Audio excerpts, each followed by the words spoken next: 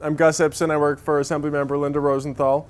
I want to thank John first and all the work that HEC is doing.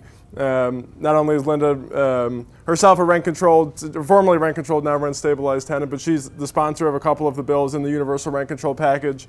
So we've been working with HEC and all the housing groups to really try to get this done this year. This is the year to get it done. We've got Democratic control in both chambers, and the laws are up for renewal. So it is we're on a clock, but it's a perfect intersection of opportunity here. So we are very excited about that. It's a good segue also, though, to the Airbnb issue, which is also centered around the issue of affordability with housing in New York. And before I get into the laws and sort of the progression of regulation and how the state and the city have approached tackling Airbnb, as it's grown in popularity over the past decade, I just want to lay out the problem a little bit. Estimates vary a little roughly on this, but I think about half of the Airbnb listings in New York City are in violation currently of state law. And so this has put Airbnb in a bit of a bind where they don't want to actively police their website. They don't want to ensure that their hosts are complying with law because half of their revenue in New York City is coming illegally. And I will get into what it means to have an illegal listing. But what that is doing is, well, for one, residential units are zoned differently than hotels, right? We are standing in a hotel that has different fire safety codes, different evacuation requirements than a residential building. Hotels are, by the code that governs hotels is designed to accommodate a higher level of, transient residents, people coming in and out, people who don't live there versus a residential building.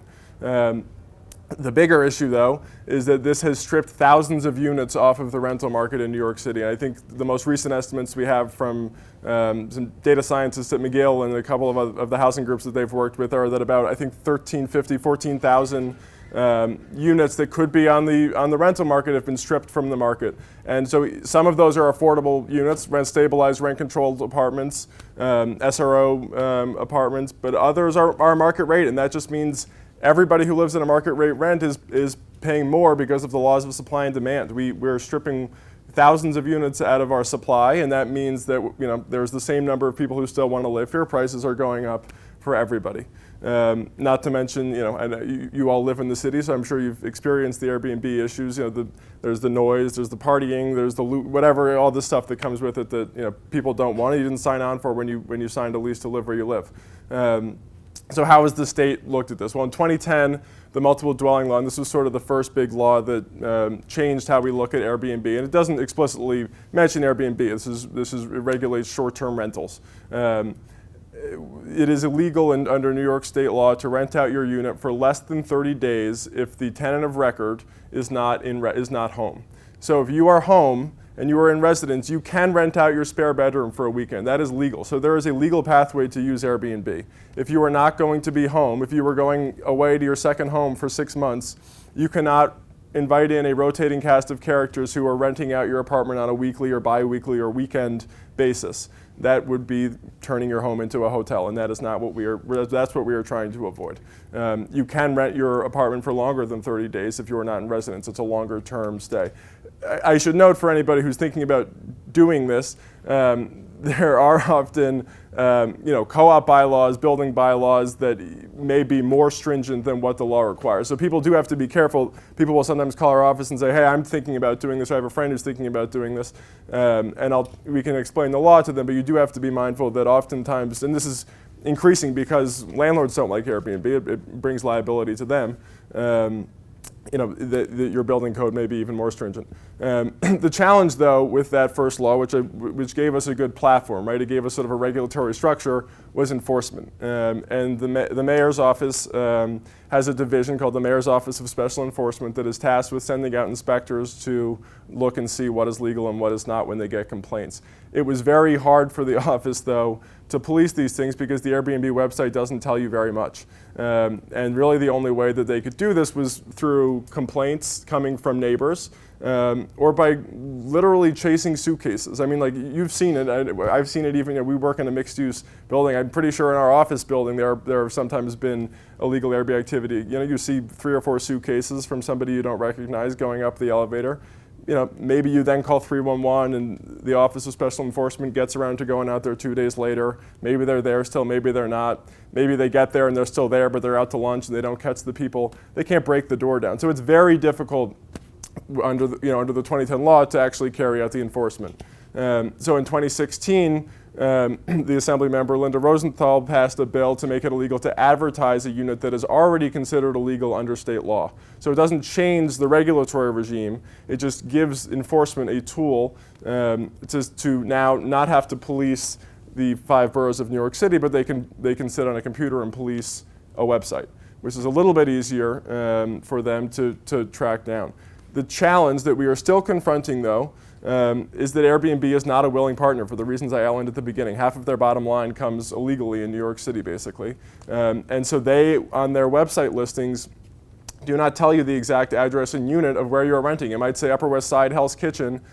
It might say close to Central Park, close to Riverside Park, but it's not going to give you an exact street. And so unless you recognize the backsplash on the tiling in the kitchen that you're looking at on the 3rd picture, you may not know what unit that is where the listing is. So the fight now, and the City Council took a big step to try to do this within the past year, is to get some sort of address disclosure for people who are renting out, to empower the Office of Special Enforcement to pigeonhole or pinpoint, I should say, where these listings are happening. And it's not to say that the data on addresses is going to be public for the public domain, so all your neighbors know if you're renting out, but it would provide address information to the pertinent enforcement agency.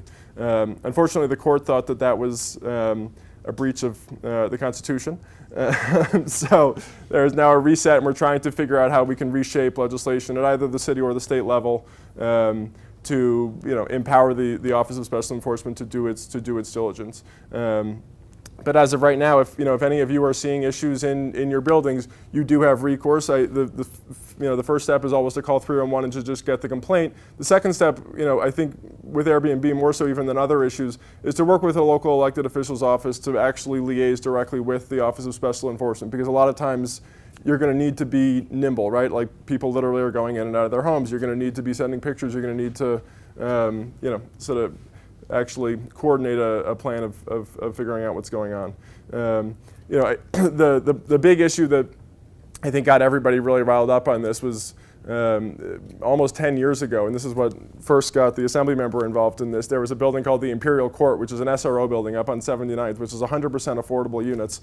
There wasn't a single tenant really living in the building, maybe 3 or 4. There was over 110 units in that building that had been converted into hotels, and the building owner was, transient resident after transient resident. You could go on any number of listing sites and find it. That's the type of thing that I think got people really fired up about this originally, that there was these commercial operators stripping 80 units of a building off the market because the return rate on a nightly rental is significantly higher than what you're going to get over the course of a year with a long-term renter. It is just more profitable to rent on a shorter time frame. But now the implications are beyond just commercial. I mean, it's having a horrific impact even on the small, because there are so many people who just don't really understand the law, and Airbnb has no interest in telling them the law, that it's having a really detrimental impact both on safety and affordability. One of the things that we will hopefully accomplish with the rent laws, in addition to preserving housing, is that we will take away some of the incentives that landlords have to harass tenants. Like with vacancy decontrol, you're saying if you can get this apartment to whatever this threshold is, $2,700 or whatever it is, you can deregulate it and make it market rate. If we take away that, the landlord has no reason to harass tenants anymore unless he's just that bad of a guy. And trust me, the landlords are not great. But like that's the incentive structure that is driving landlords to take these horrific iterations of harassment that we see you wouldn't believe. But so hopefully that brings some change.